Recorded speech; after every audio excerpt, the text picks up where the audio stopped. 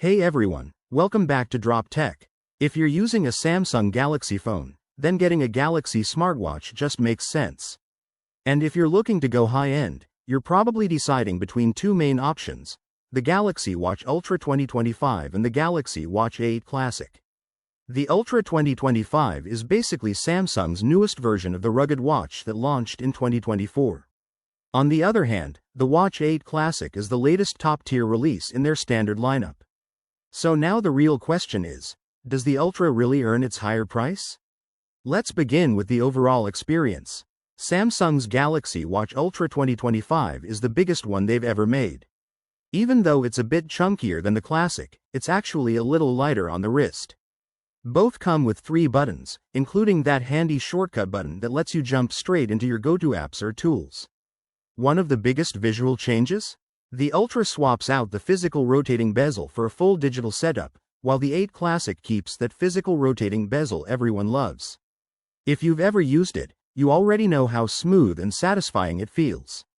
Style-wise, the Ultra steps things up with 4 titanium options: silver, gray, white, and a new standout blue that really pops. The screen is a massive 1.5-inch emerald panel with up to 3000 nits of peak brightness, and it's covered with sapphire crystal for top-level toughness. This thing is built like a tank, IP68 rated, waterproof up to 10 ATM, and certified for military-grade durability. Whether you're heading into the wild, jumping in the pool, or just super clumsy, it's ready for it all. Battery-wise, it's no slouch either. With its 590 mAh battery, you're looking at around 4 days in power-saving mode, and about 2 days of regular usage. Even more if you're not hammering GPS or fitness tracking all day.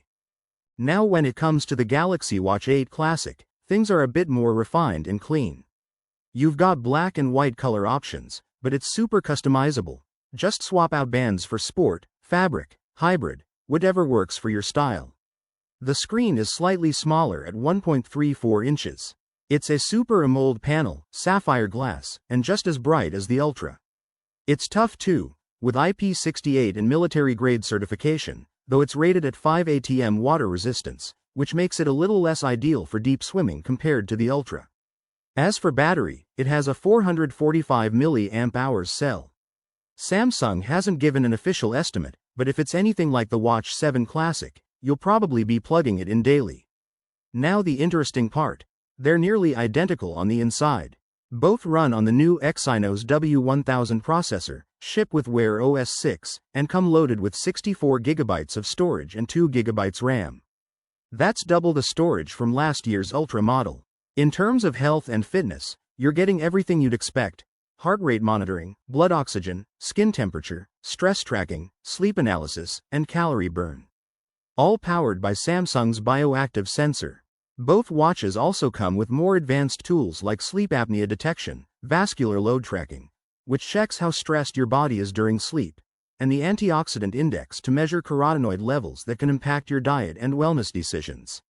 Another neat upgrade: Google Gemini is built into both models right out of the box. That means no more old-school Google Assistant.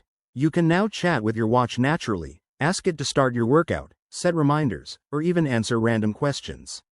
It's surprisingly responsive. Samsung and Google have clearly worked closely together to make the Wear OS experience feel smoother than ever. And both models have LTE variants, Bluetooth 5.3, and NFC support for easy tap to pay. Of course, the Ultra 2025 does cost more, but Samsung's offering some decent trade-in promotions that can help narrow the price gap between the two models. Just keep in mind, if you have the 2024 Ultra, it's currently not eligible for trade-in, at least for now. So what's the bottom line? If you're the kind of person who's outdoorsy, needs something durable, and doesn't want to worry about charging often, the Galaxy Watch Ultra 2025 might be the better fit. It's tough, reliable, and packed with features. But if you prefer something more traditional looking, comfortable for everyday use, and a bit more budget-friendly, the Watch 8 Classic still delivers an awesome experience with the same software and health tools. And hey, if you already own the Ultra from last year, you might want to skip this one. There's not a huge leap in upgrades to justify switching. At the end of the day, it all depends on what matters most to you in a smartwatch. But if you're eligible for a trade-in, the Ultra 2025 might be more tempting than you expected. So what do you think? Which one would you pick? Let me know in the comments, and as always, thanks for watching. I'll catch you in the next one. Take care.